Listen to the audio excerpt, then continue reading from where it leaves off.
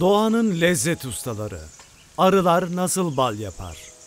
Altıgen gözlü petekler yapan mühendisler çiçeklerden aldıkları nektarları muhteşem bir besine dönüştüren lezzet ustaları. Doğanın içindeki kanatlı mucizeler, yani arılar. Kendileri kusursuz görünümü, doğadan gelen eşsiz lezzeti ve besleyici içeriğiyle hepimizin çok sevdiği balın üreticileri. Balın üretim aşaması hayatta en az bir kere düşünmemiz ve ayrıntılarını bilmemiz gereken bir olay. Kahvaltılarımıza eşlik eden, içeceklerimizi tatlandıran bir şifa kaynağı olan bal, arılar tarafından nasıl üretilir? Arılar bu mucizeyi üretirken nasıl çalışır? İşte tüm bunların cevabı tam olarak bir sır. Videomuzda bu sırrı adım adım çözerek bal nasıl üretilir sorusuna da cevap bulacağız. Cilalı taş devrinde yapılan duvar resimlerinde görülen arılar ve arıların topladığı balları tüketen insanlardan anlıyoruz ki bu kadim lezzet çok uzun süredir hayatımızda. Yani balın insan damağıyla tanışma tarihi çok öncelere dayanıyor. Tabii insanların ağaçlara veya kayalara tırmanıp arı kovanlarındaki balları besin olarak kullandığı dönemler geride kaldı. Kovanı bir fabrika gibi düşünebiliriz. Arılar ballarını kovanlardaki peteklere doldururlar ve sonrasında bize bu tatlı lezzeti sunarlar. Önce peteğin nasıl yapıldığına değinelim. Kusursuz altıgen şekliyle hala matematiksel bir mucize olarak kabul edilen petek algoritmasının mühendisleri tamamen arılardır. Bir peteği düşünürsek bunu tek bir arının yaptığı fikrinden hemen uzaklaşmamız gerekiyor çünkü bu tam bir takım işidir. Kalabalık bir arı grubu toplanır ve bu altıgen bölmeleri üretmek için işe koyulur. Bu kalabalık arı grubunun bir kaos oluşturacağını düşünebilirsiniz fakat sonuç muazzamdır. Öyle ki peteği oluşturan altıgenler ortada birleştiklerinde asla birleşme yerleri belli olmaz ve altıgenlerin açılarında herhangi bir kayma görülmez. Hatta bu petek hücrelerinin duvar kalınlıkları bile aynıdır ve kusursuzdur. Arılar petekleri yiyecek stoklamak, larvalarını büyütmek veya barınmak için inşa ederler. Peteklerin temel inşaat malzemesi bal mumudur. Arılar bal mumunu karınlarının altında yer alan 4 çift salgı bezinden salgılarlar. Salgıladıkları bal mumlarını salgı bezlerinin arasından bacaklarının yardımıyla alırlar. Arılar petek yaparken çok kalabalık olurlar çünkü birbirlerine kenetlenerek bal mumu için yeterli sıcaklığı sağlamaya çalışırlar.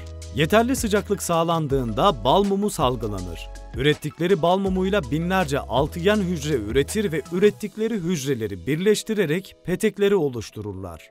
Petek hücrelerinin genişliğini ve kalınlığını da hassas algılayıcı tüyleri sayesinde ölçerler. Bu nedenle bu şekiller tamamen kusursuzdur. Arılar ballarını bu kusursuz peteklerin içine bırakırlar. Arıların yemeklerini nerede sakladığını ve bu mekanı nasıl yaptıklarını biliyoruz. Arılar nasıl petek yapar sorusunun cevabı hikayenin en büyüleyici parçalarından biri. Fakat bal yapımındaki mucizeler henüz bitmedi. Konunun en başına dönelim, yani arıyla çiçeğin ilk buluşma anına. Çiçekler görsel zenginlikleriyle dünyanın en güzel parçalarındandır.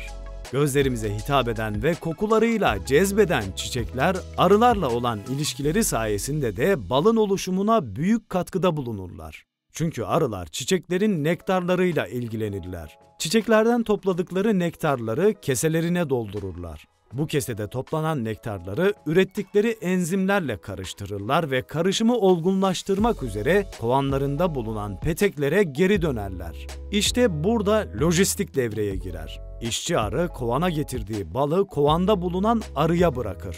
Çünkü onun işi tamamen nektar toplamak ve enzimleriyle karıştırdıktan sonra kovana bırakmaktır.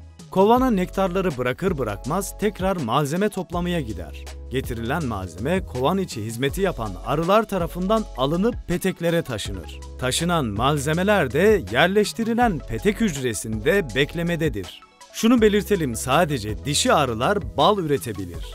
Erkek arılar sadece üremeye ve nesli devam ettirmekle görevlidir. Yani yediğimiz balların tamamı dişi arıların emeğiyle oluşur. Çiçeklerden aldıkları içerikleri enzimleriyle harmanlayan ve peteklere saklayan arılara biz işçi arılar diyoruz. Bir işçi arı yaşam döngüsü boyunca birçok farklı görevi yerine getirirken nektarları da yorulmadan toplayarak kovana getirir. Kendini temizleyerek daha fazla nektar için yola çıkar ve bundan asla yorulmaz. Kısacık hayatını tamamen buna adar.